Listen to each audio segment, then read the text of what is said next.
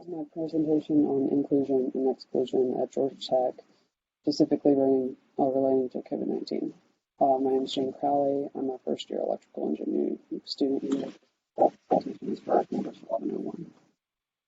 So the argument I'm going to be making is that Georgia Tech's refusal to policy surrounding COVID-19 the school year shows a blatant lack of concern for the health of Tech students and the surrounding Atlanta population. They're the most exclusive force at play when it comes to the community's response to COVID for a variety of reasons that will be explored throughout this presentation. These are my main talking points, so I'll dive right in.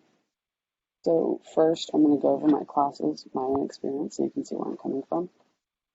My first class is Math 1554. This class is one of the most inclusive classes because it has a variety of asynchronous and synchronous options online and in person. CS 1301, only in person, and then there's certain things in person that you can't make up. So if you miss it due to COVID, you can't make it up. Econ is synchronous online, so a little bit inclusive and exclusive there, but it's not a very great class. English 1101, synchronous online, so a little inclusive and exclusive, but the general unorganized and lack of communication by the nature of this class has made it kind of difficult to learn. Okay, and then the second point, I want to go into school policy surrounding COVID. Specifically how it differs from the city of Atlanta's. So in Atlanta, you're required to wear a mask, not get the vaccine, but if you're going out into the city and you're indoors, you have to wear a mask. Georgia Tech, everything is encouraged. You're encouraged to wear a mask, you're encouraged to get the vaccine, but you're not required to do anything. So this is kind of a problem. Encouraged versus required. So Georgia Tech, some classes did mask incentives, which gives students extra credit opportunities for wearing a mask, but the school made these end because they were against the school's guidelines. In general, you see students wear masks indoors in concentrated areas, the library, the cafeteria, that kind of thing. But a lot of people don't wear it. So by using the word encouraged instead of requiring, I see this as the university's way of refusing to take responsibility for anything. It's their way of escaping liability. So if another outbreak occurs, blame falls to the students. And it's pretty much Georgia Tech's skin. I like to also call this, I like to think that of this as all toxic exceptionalism. So similar to American exceptionalism, the idea that Americans are innately different and exceptional from other groups of the world. But toxic exceptionalism, as Georgia Tech, not to follow the same rules as the community we're a part of. We're thinking that we're different and that we don't have to follow the same rules.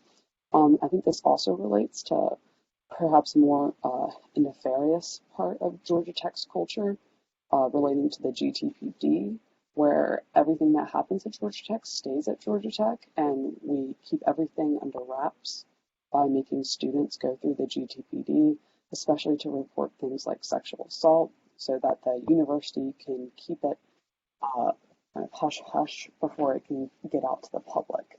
And so with this kind of mindset, this kind of we're trying not to ruin the institute's reputation, what happens is we're protecting the institute, not its students. And the students who are most affected are the ones who are the most vulnerable. So I like to call this the illusion of inclusion, which is just exclusion in disguise. So by refusing to take proper action under the guise of allowing for personal freedoms, a deceivingly inclusive notion, GT is ultimately excluding more students than it includes. And the students that it excludes are the ones who are the most vulnerable. So for the third part, I want to go into general student attitudes and the effects on students. So like I said before, most students will wear a mask in concentrated areas, but there's still a lot who won't for a variety of reasons.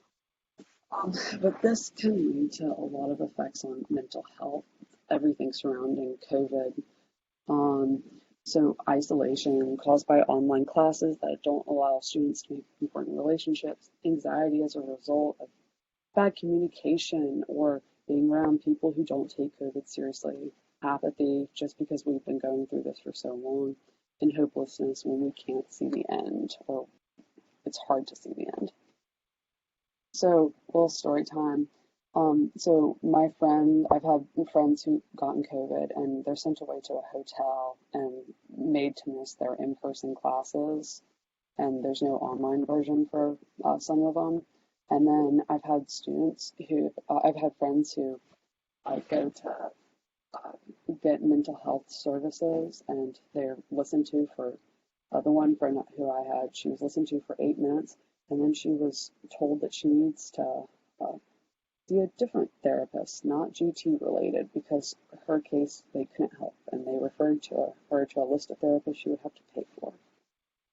Um, so the students who also this isn't really a solution because the whole moving off campus thing, because since students aren't required to get tested, the ones who are being moved off are being voluntarily tested.